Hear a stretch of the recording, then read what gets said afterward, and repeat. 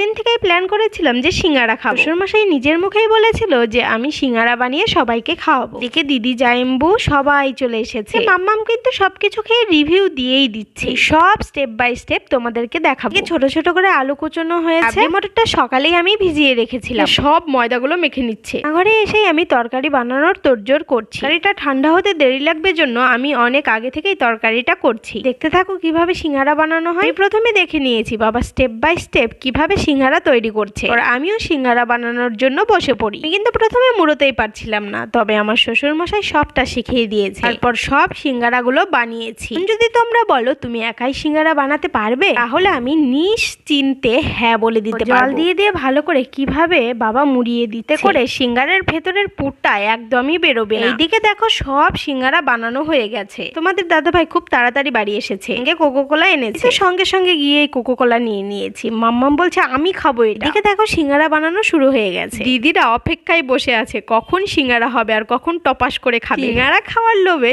সবাই দেখো রান্নাঘরে চলে এসেছে। দাদা ভাইয়ের হাসি মুখটা দেখছো তো, সব সময় খালি ভাজা বড়া খাবে। তারপর হালকা হিটে সব সিঙ্গারাগুলো বাবাই ভেজেছে, এতে কিন্তু বেশ হয়েছে। সিঙ্গারাগুলো আমরা দেখো প্লেটে সাজিয়ে নিয়েছি, সঙ্গে সস থাকতেই হবে। এইদিকে কোল্ড ড্রিঙ্কস গ্লাসে ঢেলে নিচ্ছে। সব দিদিরা মিলে মুড়ি মাখিয়ে নিয়েছি, তো গরম গরম সিঙ্গারাই মুখে পুরে নিলাম। এটা কিন্তু দারুণ হয়েছিল। মুড়িটা আমের আচারের তেল দিয়ে মাখা হয়েছিল। এত কষ্ট করে বানালো তাকেও দেখে নাও। আমার শ্বশুর মশাই কিভাবে হাই করছে। এদিকে তোমাদের দাদা ভাই দেখো খেতেই ব্যস্ত, আমাকে বারবার বলেই যাচ্ছে তুমি আগে খাও না, তুমি আগে খাও।